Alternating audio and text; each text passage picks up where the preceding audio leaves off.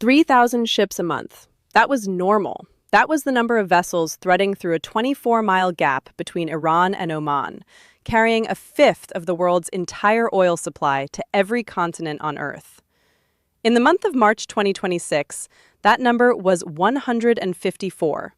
Not 1,500, not 1,000, 154. A 95% collapse in the flow of energy that keeps modern civilization running. And it did not happen because of a blockade, a storm, or a technical failure. It happened because a war started, and because Iran found something more powerful than a missile. It found a toll booth. Who actually controls the Strait of Hormuz right now? And can anyone take it back? Welcome. What you just heard is not a projection or a warning.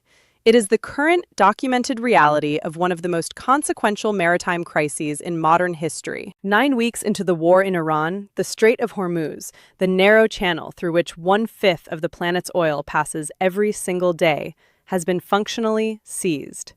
Not closed by a military blockade in the traditional sense, but something more sophisticated and more dangerous. By the end of this video, you will understand 3 things that most coverage is not telling you.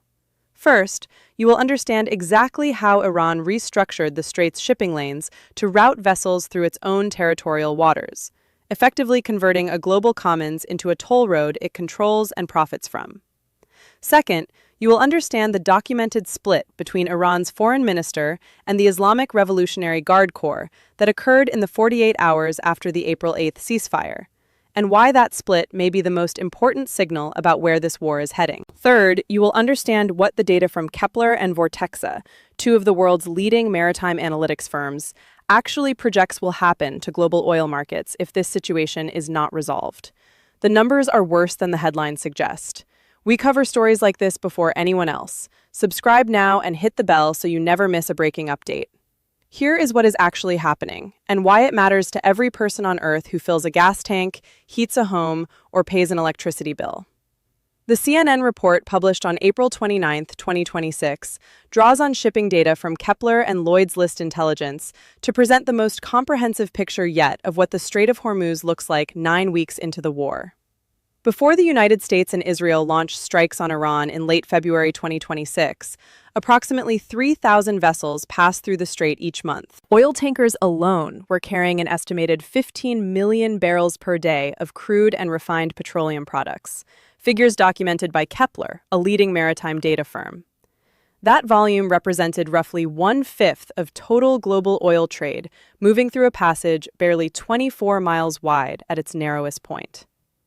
In March, the month following the outbreak of hostilities, Kpler recorded just 154 vessel transits. Overall, 2-month traffic has run at approximately 5% of the pre-war average. The disruption did not arrive gradually. It was rapid.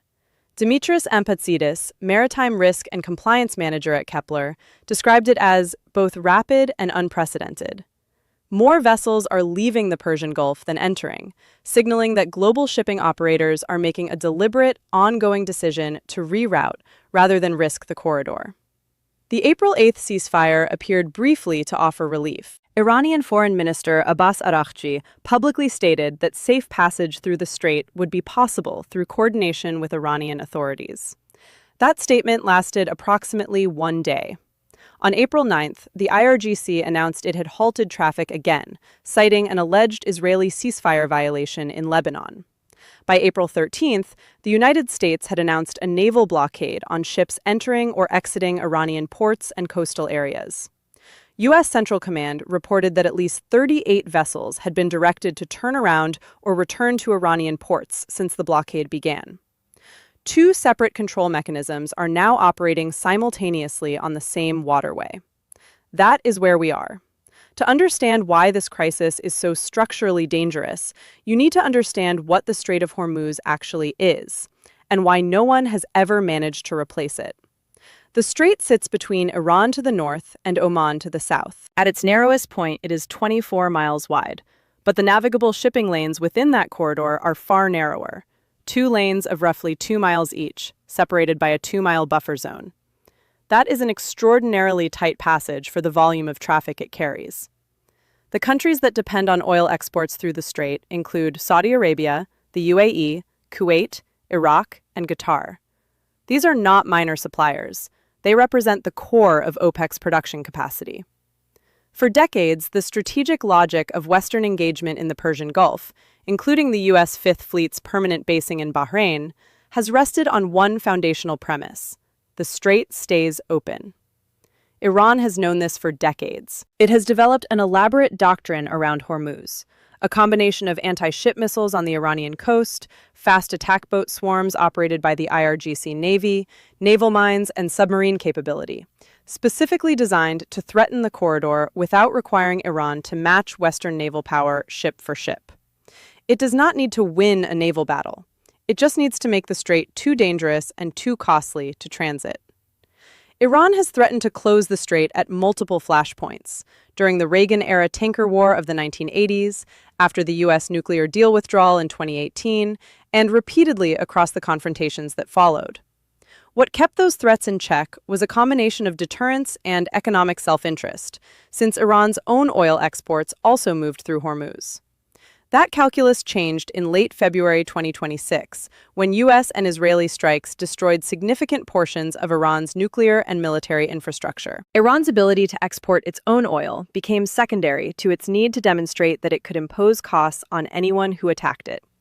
The strait was the most powerful lever Iran possessed, and it pulled it.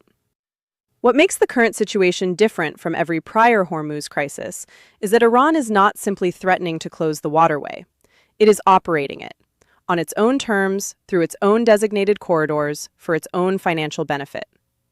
Iran collected 95% of global Hormuz traffic, then replaced it with something that routes ships through Iranian waters and charges them for the privilege. That is not a blockade. That is something closer to a seizure. But here is the part that changes everything. The ceasefire was supposed to fix this, and a senior Iranian diplomat publicly said it would. 24 hours later, Iran's military said the opposite. And that contradiction is not a footnote. It is the story. If you are finding this valuable, subscribe now. We are just getting to the most important part. There are 6 actors whose decisions will determine whether the Strait of Hormuz reopens and what it looks like when it does. The United States is the most powerful player militarily, but it is operating within real constraints. The U.S.-Israel strikes on Iran that began in late February 2026 opened this crisis. The U.S. naval blockade announced on April 13th, which has redirected at least 38 vessels, represents Washington's attempt to impose economic pressure while avoiding direct naval confrontation with the IRGC in the strait itself. What the U.S. wants is full restoration of free navigation under IMO rules.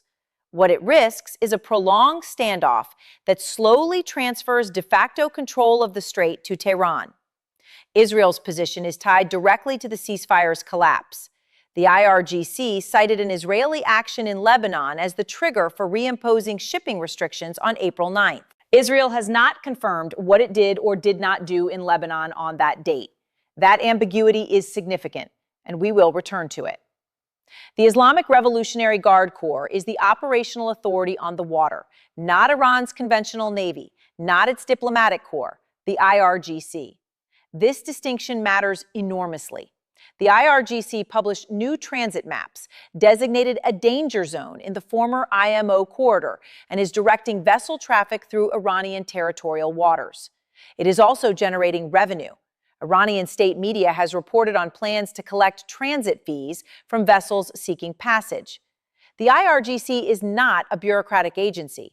It is a politically autonomous military force with its own economic interests. And right now, those interests align with maintaining control of the strait. Iran's foreign ministry, represented by Abbas Araghchi, is playing a contradictory role. Araghchi announced restored safe passage on April 8th. The IRGC countermanded that announcement on April 9th. This is not a coordination failure. This reflects a genuine power division inside the Iranian state, one in which the IRGC frequently operates independently of civilian foreign policy. Saudi Arabia and the UAE are being squeezed from both sides. Iran's threat posture forces them to curtail production. The U.S. blockade on Iranian port vessels creates secondary legal and logistical pressure on all Gulf shipping. Both countries have deep financial incentives to see the crisis end. Their economies are built on oil export revenue. But neither has the military capacity to force a resolution. Japan and South Korea are the most acutely exposed non-combatants. Named directly by Vortex's Ioannis Papadimitriou, both countries depended heavily on Middle Eastern crude flowing through the Hormuz corridor. They are now experiencing measurable import shortfalls with no adequate substitute supply source. What does a 95% shipping collapse look like on the water and on the ground? More than 800 vessels remain inside the Persian Gulf right now. They have not been seized or sunk, but many of them are simply waiting, not because they cannot move, but because their operators are calculating whether the risk and cost of transit is worth it. Ampatzidis of Kpler was careful with his language. Stranded is not quite accurate for all of them. Many regional Iranian and Gulf vessels are continuing to operate on local routes, but the global tanker fleet that would normally be cycling through on a continuous basis has largely stopped coming in. For shipping companies, the economics have become brutal. Vessels that do attempt transit are now navigating through the IRGC's designated corridor along the Iranian coastline, directly past Iranian naval positions. They are subject to inspection and fee demands. A significant portion of those vessels are operating dark, meaning their AIS transponders are off and their routes are unverifiable. That is a common tactic used to evade sanctions enforcement. It also means that what is actually moving through the strait is partially invisible to the outside world. For energy consumers in Asia, the effect is already tangible. Japan and South Korea, major importers of Saudi and Middle Eastern crude, are facing real fuel shortfalls. The shipping industry is scrambling to reroute supply flows from alternative regions, West Africa, the Americas, Central Asia, via overland routes. But as Vortex's Papadimitriou said with notable directness, if the situation is prolonged, there will be a real loss of cargoes that cannot be replaced from anywhere. That is not a speculative warning. It is a statement from a lead freight analyst at one of the world's most respected maritime data firms.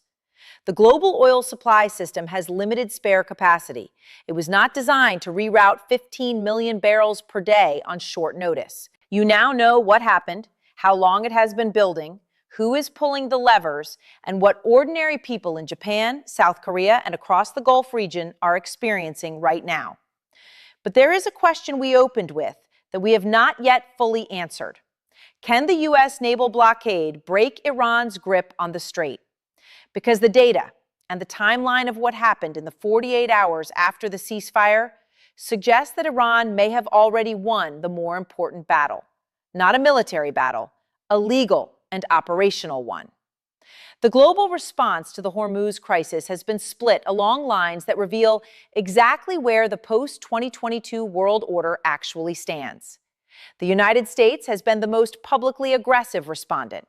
The April 13th blockade announcement, enforced by U.S. Central Command, which has already turned around or redirected 38 vessels, is Washington's primary lever, short of direct military engagement with the IRGC and the Strait. U.S. Central Command is posting updates on its redirected vessels, signaling that the blockade is active and visible. But enforcement across a body of water that also includes vessels from countries that do not recognize U.S. maritime authority is inherently incomplete. China is the most strategically significant non-respondent. Beijing has been a major purchaser of Iranian crude, including through back-channel arrangements that operate outside official channels. The Kpler data indicates that roughly half of the vessels that have recently transited the IRGC's designated corridor loaded their cargoes at Iranian ports in direct defiance of the U.S. blockade. China's name is not attached to those vessels publicly, but the direction of those cargoes is not random. China's silence is its position. The European reaction has been largely channeled through expressions of concern for freedom of navigation, a legal principle enshrined in the United Nations Convention on the Law of the Sea. The problem is that UNCLOS enforcement mechanisms were not designed for a scenario in which a sovereign state reroutes international shipping through its own territorial waters while engaged in an active war. The legal architecture is being tested in ways it has never been tested before. Saudi Arabia and the UAE are publicly calling for stability, as they always do. Privately, their exposure is severe.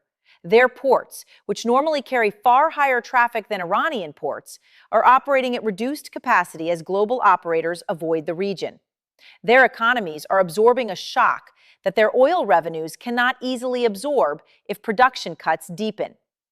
The International Maritime Organization has no enforcement mechanism. It can designate shipping corridors. It cannot defend them. Here is the detail that most headlines are treating as a footnote and that deserves to be the lead. On April 8, 2026, a ceasefire was agreed. On the same day, Iranian Foreign Minister Abbas Araghchi made a public statement. He said that safe passage through the Strait of Hormuz would be possible through coordination with Iranian authorities. That is a significant concession. For a senior diplomat representing a country at war with the United States and Israel to publicly commit to restored navigation access is not a small thing. It suggests that at least part of the Iranian government understood that sustained Hormuz disruption was economically and diplomatically unsustainable. On April 9, 2026, the very next day, the Islamic Revolutionary Guard Corps announced that traffic through the strait had been halted again. The IRGC's stated reason was an Israeli ceasefire violation in Lebanon. Read that sequence again. A foreign minister made a public commitment. A military command contradicted it within 24 hours. This is not a breakdown in communications. Iran is not a country where the foreign minister and the IRGC are simply miscommunicating.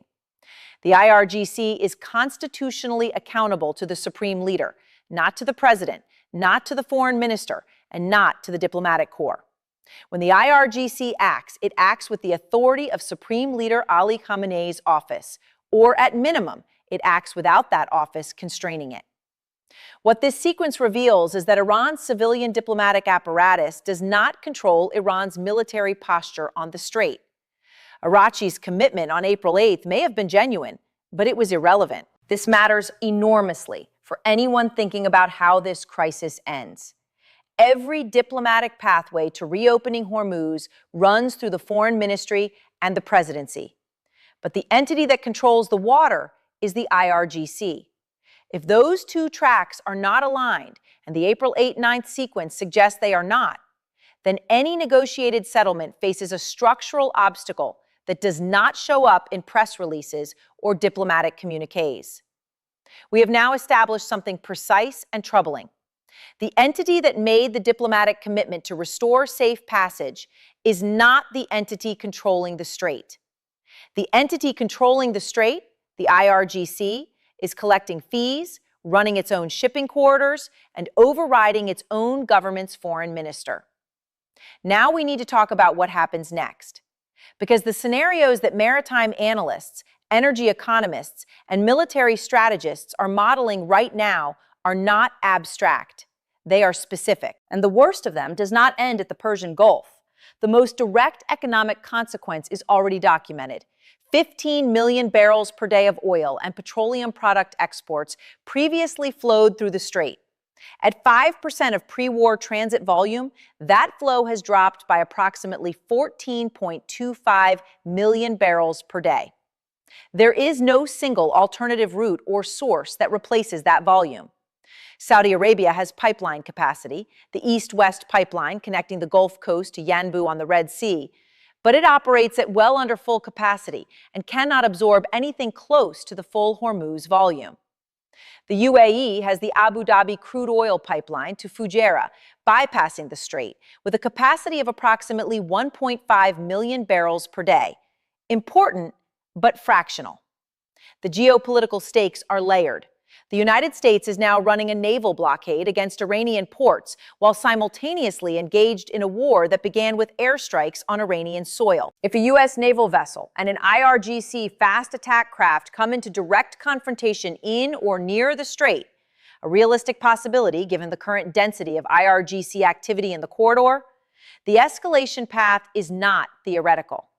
Russia and China have not intervened militarily, but both have significant interests in an outcome that weakens U.S. ability to enforce maritime order in the Persian Gulf. A prolonged Hormuz disruption that the U.S. cannot resolve serves their strategic interests without requiring them to fire a shot. Their inaction is a form of participation. The human stakes are the ones that scale fastest. Japan and South Korea are already experiencing import shortfalls. If the disruption extends through the summer, energy price inflation across Asia will accelerate sharply. Countries in South and Southeast Asia with fewer financial reserves, including Pakistan, Bangladesh, and Sri Lanka, face the risk of acute energy shortfalls. Fertilizer supply chains, heavily dependent on Gulf origin gas used in ammonia production, are also under pressure. Food prices downstream of fertilizer disruption take months to materialize, but they are measurable. The threshold that changes everything is prolongation. 6 weeks of 5% transit volume is damaging. 6 months is a restructuring of global energy supply chains with permanent consequences.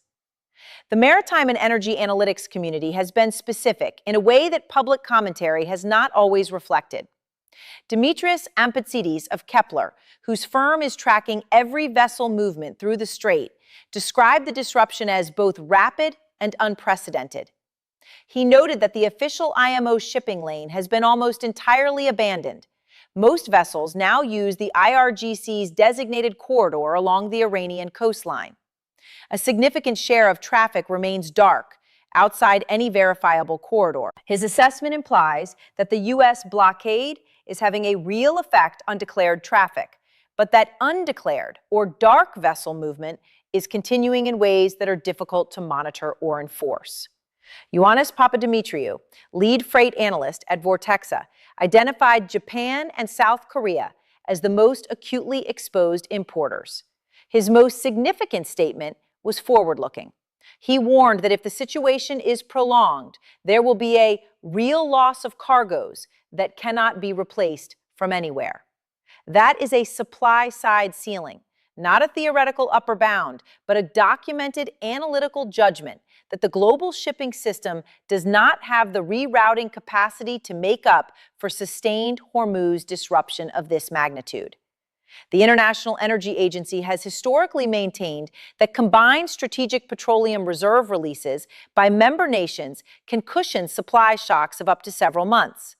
But IEA reserve releases are a bridge, not a solution. They buy time. They do not replace supply.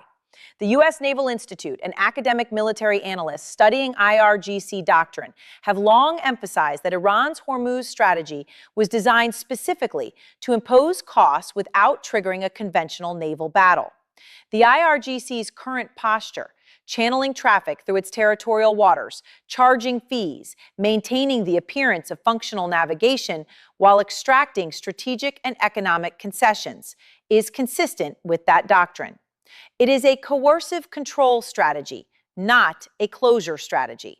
That distinction matters because a closure strategy invites a military response. A control strategy invites negotiation, and the terms of that negotiation have not yet been established. We have now mapped the crisis from the water up to the geopolitical ceiling.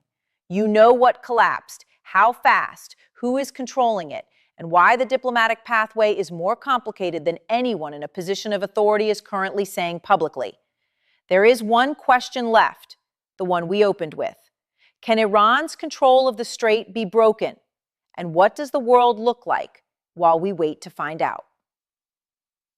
Best case, diplomatic realignment restores functional navigation within weeks. This requires one specific condition. The IRGC and Iran's civilian foreign policy apparatus reach internal alignment on a framework that allows foreign vessels to transit without paying Iranian fees in exchange for a defined set of political concessions, potentially a halt to U.S. strikes, a partial sanctions rollback, or a formal ceasefire verification mechanism that satisfies the IRGC's security concerns in Lebanon. The 800-plus vessels currently inside the Persian Gulf begin cycling out. The IMO corridor is formally reinstated. Transit volumes recover to 50 to 60% of pre-war levels within 60 days. This outcome requires trust building between two parties, the U.S. and the IRGC, who have no functional back-channel communication at present. Likely case, Dual corridor standoff extends through summer 2026 with gradual attrition. The IRGC maintains its designated corridor. Dark vessel traffic continues to supply China and select buyers. The U.S. blockade prevents a portion of Iranian port cargo from moving, but cannot enforce compliance across all actors. Saudi and UAE oil flows remain partially suppressed. Asian energy importers absorb rising costs and accelerating inflation. The shipping industry restructures flow around the disruption, sourcing more from West Africa, Norway, and the Americas. Freight rates rise significantly. The crisis does not explode, it grinds. Both the U.S. and Iran find the standoff costly but sustainable in the short term. No decisive breakthrough occurs before autumn. Worst case, direct IRGC U.S. naval incident triggers escalation beyond the strait. An IRGC fast attack craft intercepts or fires on a vessel under U.S. naval escort. The U.S. responds with strikes on IRGC naval assets in the strait or on the Iranian coast. Iran responds with anti-ship missile salvos and mining operations that physically close the strait to all transit. Oil prices spike past levels seen in any prior energy crisis. China faces a direct choice between maintaining economic relations with the U.S. and protecting its energy supply lines through an Iran-controlled corridor. The crisis is no longer a regional maritime dispute. It becomes a confrontation that the major powers cannot stay out of. We want to hear from you directly, and we mean that, because the two questions this story leaves open are ones that do not have obvious answers, and your perspective is part of the picture. Here's the first. Iran's foreign minister publicly committed to restoring safe passage. The IRGC overrode him within 24 hours. If you were a diplomat trying to negotiate a Hormuz agreement, who would you actually be negotiating with? And does it even matter what the foreign ministry agrees to if the IRGC does not? There is no clean answer to that question, and we want to know what you think. Here is the second. The data shows that roughly half of the vessels currently transiting the IRGC corridor are loading cargo at Iranian ports in defiance of the U.S. blockade. Someone is buying that oil. If you believe the U.S. blockade is the right tool to use here, how do you enforce it against buyers the U.S. cannot sanction without triggering a wider economic confrontation? And if you do not believe the blockade is the right tool, what is? Drop your responses in the comments. We read them. We respond to the ones that challenge us. 3 things to carry away from everything you just watched. First, the Strait of Hormuz has not been closed. It has been restructured. Iran is routing global shipping through its own territorial waters and charging fees for the privilege. That is a fundamentally different legal and strategic reality than a blockade, and the distinction has enormous consequences for how the world responds. Second, the April 8th and 9th ceasefire sequence revealed something that should be at the center of every diplomatic conversation about this crisis: that Iran's foreign ministry and its IRGC do not speak with one voice. Arachi promised open passage. The IRGC shut it down the next day. Any agreement that does not secure IRGC buy-in is not an agreement at all. Third, the numbers from Kpler and Vortexa are not hedged or speculative. A 95% collapse in transit volume, 15 million barrels per day disrupted. No alternative source capable of replacing that supply at scale if the disruption is prolonged. The window for managing this crisis as a temporary shock is narrowing. Watch for 3 specific developments in the coming days. Watch for any U.S. Central Command statement on additional vessel redirections. Each one is a data point on whether the blockade is holding. Watch for any IRGC statement on fee structures or corridor adjustments. That is the signal of whether Iran is consolidating control or negotiating. And watch for any public statement from Japan or South Korea on emergency energy measures, because those are the countries that will most visibly register when the situation crosses from manageable to critical. This story is not over. The next 72 hours in the Strait could shift the trajectory in ways that reshape energy markets for months. Subscribe and hit the bell, because when it moves, we will be the first to cover it. The Strait of Hormuz is 24 miles wide. For 9 weeks, that has been enough for one nation to hold the world's energy supply in its hands.